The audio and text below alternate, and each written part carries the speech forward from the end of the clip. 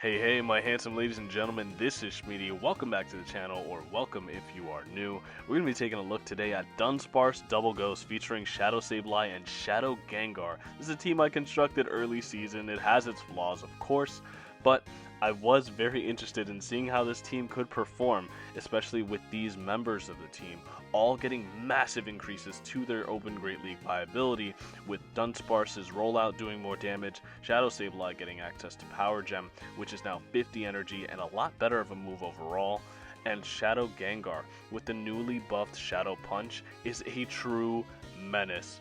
If you guys find enjoyment in today's video, please feel free to leave it a like and subscribe, but without keeping it too much longer, let's get into these matches.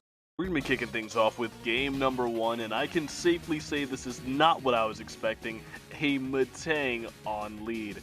Metang does have access to the newly buffed Metal Claw, and it might see some play in the Evolution Cup, but in the Open Great League, Metang is not a very good Pokemon, especially when they are throwing Psyshocks at a Shadow Sableye. Now, Shadow Sableye, very glassy, known for being quite glassy in fact, but not quite glassy enough where a double resisted move is going to KO. In comes a Shadow Ampharos, and we're reaching for another move, but unfortunately, get Volt Switched all the way down. I'm going to bring in my Dunsparce, and this is the moment of truth. If they're running Focus Blast here, I'm turbo cooked, but they're on Power Gem. Oh my goodness. I can't say I was expecting that. They're going to fire off another move here. I'm not going to commit a shield since they didn't blast me the first time, but that Power Gem does an insane amount of damage. They're going to bring in a Venusaur hiding in the back, and now we're going to drill run the Venusaur, bring in our Shadow Gengar, and it's time for Shadow Gengar to cook. Shadow Gengar, look at the Shadow Claws go on this Venusaur. It's getting farmed down, not able to make two moves, and if we're able to outpace this Ampharos, if they don't have a move right now, this game is over. Shadow Punch gets the shield from the Ampharos, one more Shadow Claw, and the Shadow Punch will do it. This is going to be insane damage onto the Ampharos. I wouldn't want to play this game either. I probably would have force closed my app as well. GG's to this trainer.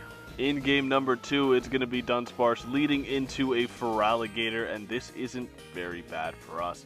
This is pretty much where we need to see this Pokemon. Unfortunately, that's not a very good thing, because this isn't a very comfortable matchup, as we're going to see. They're going to Hydro Cannon me here, and I'm going to go for the Drill Run immediately.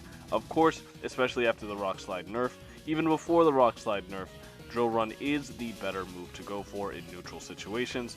The Feraligatr is going to be able to make another Hydro Cannon here. I trust in my Dunsparce, and on 1 HP we're able to survive. Firing off another Drill Run, and this will connect onto the Feraligatr, getting it very low. This is a range where now Sableye can come in and get the farm down on this Feraligatr, and they're not able to make a Hydro Cannon. So we leave with a 4 Shadow Claw head start and 2 shields to 1. We're going to keep farming up and fire off a move just before the Goodra's able to make a move of their own. They're going to no-shield the foul play. I really didn't want to take any fast move pressure on my Gengar. I have 2 Shadow Claw users in the back, but they brought in a Goodra, so we are in a good spot. We're going to get the farm down on the Goodra. It's 1 shield to 1 shield. It's going to be an Alolan Marowak in the back. But if there's one thing Alolan Marowak is not prepared for, it's going to be this Shadow Gengar that comes in. Their Shadow as well. Look at the Shadow Claw damage. This poor Alolan Marowak already at 50% health, but it's not going to be there for long, as a Shadow Punch is going to be reached and connect onto the Marowak, taking it out. GG's. In the next game, it's going to be Dunsparce leading into a Whiscash once again. Probably where I want to see this Pokemon. Although rollouts are resisted, they are finally able to do visible damage in this new update. The Whiscash throws on pretty bad timing there. They're going to fire off a Scald, and I dodged the debuff, so I'm going to throw 1 rollout and the Drill Run here. Drill Run is going to connect and do just under 50% to the Whiscash, or rather leave them at just under 50%. I'm going to fire off another Drill Run nearly immediately here, because I do not want to be debuffed when throwing these. They're going to bring in an Annihilate, and what the hell is this? Trainer, have you not got the memo?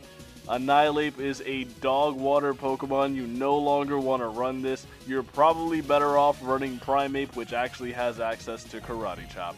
Nevertheless, they're going to be able to reach 2 Night Slashes and grab both of my shields, so maybe I shouldn't be talking shit. It doesn't matter. We're going to be able to fire off a Shadow Punch onto the incoming Whiscash. They no-shielded. It does a lot of damage, but unfortunately, we're not going to be able to get off that second Shadow Punch we had. Dang. We're going to bring in our Sableye, and in the back, they have a Talonflame. We're going to be able to fire off one rollout and the move, but oh no, that was such poor timing. I could have thrown an entire other rollout there, and that may have made the difference. Well, they're still going to be able to throw a move at us, so hopefully Sableye can cook here, but it's looking very dire. Sableye in a do-or-die situation, and unfortunately, we're going to choose the latter. We're going to die to this fly. GG's to this trainer. Here's a Pokemon that didn't get buffed. That's going to be Dunsparce leading into a Crocalor. What is this, bro? Crocalor's going to stay in, fire off 2 Incinerates, and switch. They're going to bring in a Clodsire. Now, Clodsire, not the most enjoyable Pokemon for this team to see, not going to lie to you guys. But with the energy lead that my Dunsparce has, I'm able to reach 2 drill runs before the Clodsire is able to make a move of their own.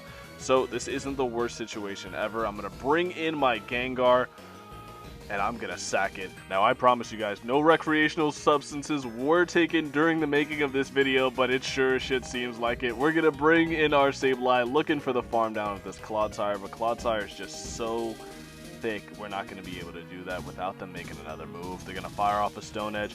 We're still committing to the farm down. I throw this foul play on pretty poor timing onto the Crocalor. Crocalor takes insane damage from that, and this can easily be a disarming voice. So you're going to see me put up the shield, and we're going to commit to the farm down of the Crocalor. Not quite able to get it there. We recognize that and bring in the Dunsparce for the farm down there. They had energy for a move there, but didn't throw it. And now it's going to be an Electros in the back. And Electros, one thing it doesn't like is ground type damage. In the main series game, it has access to Levitate, but it is still a terrible Pokemon. And here, it is no different. We're going to be able to make another drill run onto the Electros, forcing that final shield. And you have to leave with a move. Otherwise, we are going to be able to come in and KO with this foul play that we reach in one Shadow Claw. Now it's all up to if the Clodsire is going to be able to make a move versus our Sableye. They are not, and the game is over. GG's. In the next game, it's going to be Dunsparce leading into an opposing Dunsparce, and now it's a Dunsparce off. We're going to just be firing off these rollouts and drill runs probably as soon as we get them, but not me. For some reason, I want to be one rollout ahead of this trainer just in case they switch or something. I'm going to throw another drill run here just before they're able to make their own. I'm doubled up on my own drill runs here, and this is going to do very little damage. This is kind of like the Lickitung mirrored. Nobody wants to watch this. We're going to fire off another drill run onto their Dunsparce. It feels as if their Dunsparce is not quite as good as mine, but I'm going to no-shield whatever damage this is.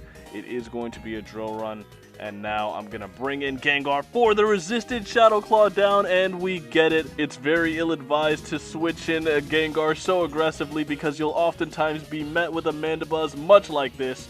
But now, what's going to happen? They're going to fire off the Dark Pulse, but this Mandibuzz is not cognizant of the fact that I can hit them back for massive damage if they don't shield here. It's going to be the Focus Blast, the Mandibuzz, the screenshot for the boys that get farmed down. Oh my goodness, it's going to be a Clodsire in the back, and we have Shadow Punches with this Clodsire's name on them. They're going to start shielding up. They don't know what the hell I'm running after getting blasted there, and I'm going to fire off another Shadow Punch here.